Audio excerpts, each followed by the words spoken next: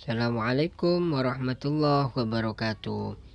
Di sini kami akan menjelaskan tentang konsep fikih dalam Islam pada bab yang pertama di mata pelajaran fikih kelas 10. Yang mana konsep fikih dalam Islam cakup. Apa itu fikih? Fikih adalah ilmu tentang hukum syara yang bersifat praktis yang diperoleh melalui dalil yang terperinci. Sedangkan ruang lingkup yang terdapat pada ilmu fikih adalah semua hukum yang berbentuk amaliyah untuk diamalkan oleh setiap mukallaf. Yang mana mukallaf itu sendiri yaitu orang yang dibebani diberi tanggung jawab melaksanakan. Yang selanjutnya yaitu perbedaan syariat dengan fikih. Syariat ciri-cirinya yakni yang pertama bersumber dari Al-Quran, hadis, serta kesimpulan-kesimpulan yang diambil dari keduanya. Yang kedua bersifat qat'i atau pasti.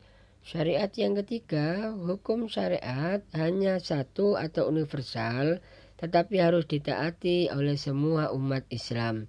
Yang keempat, tidak ada campur tangan manusia, ulama dan dalam menetapkan hukum. Subbab yang kelima yaitu tujuan syariah atau maqasidus syariah.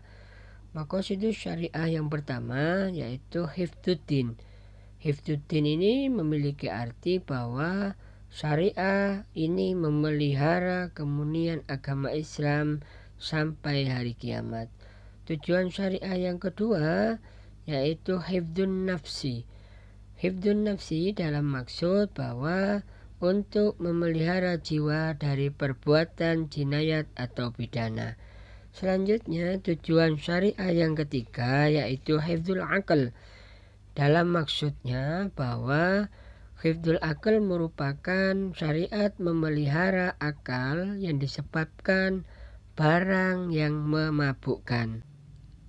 Kemudian tujuan syariat yang keempat maksud kami yaitu hifdzun nasl, yang mana syariat memiliki tujuan untuk menjaga kesucian keturunan umat Islam, yaitu dengan memakai jalur pernikahan yang sudah disyariatkan. Yang kelima yaitu hifdzul mal, yang mana Kemudian tujuan syariat yang keempat maksud kami yaitu hifdzun nasl, yang mana syariat memiliki tujuan untuk menjaga kesucian keturunan umat Islam, yaitu dengan memakai jalur pernikahan yang sudah disyariatkan. Yang kelima yaitu hifdzul mal, yang mana hifdzul pada subbab yang keenam, ibadah dan karakteristiknya terbagi menjadi macam-macam ibadah. Terlebih dahulu ibadah terbagi menjadi dua, yaitu ibadah mahdhah dan ibadah ghairu mahdhah.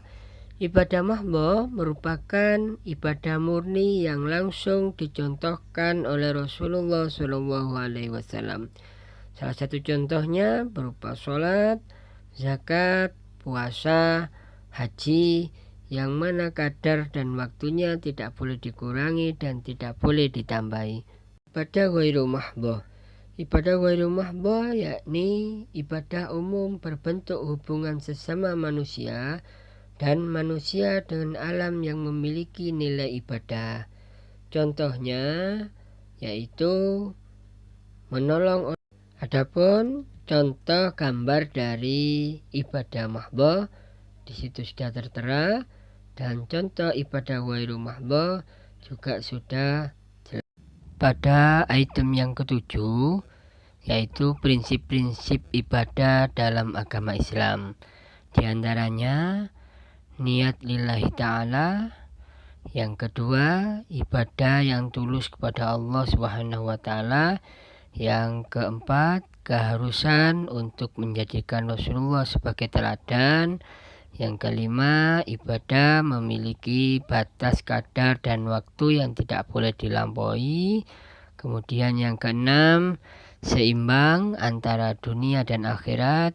Yang ketujuh, ibadah tidaklah gugur kewajibannya pada manusia sejak balik dalam keadaan berakal sampai meninggal dunia.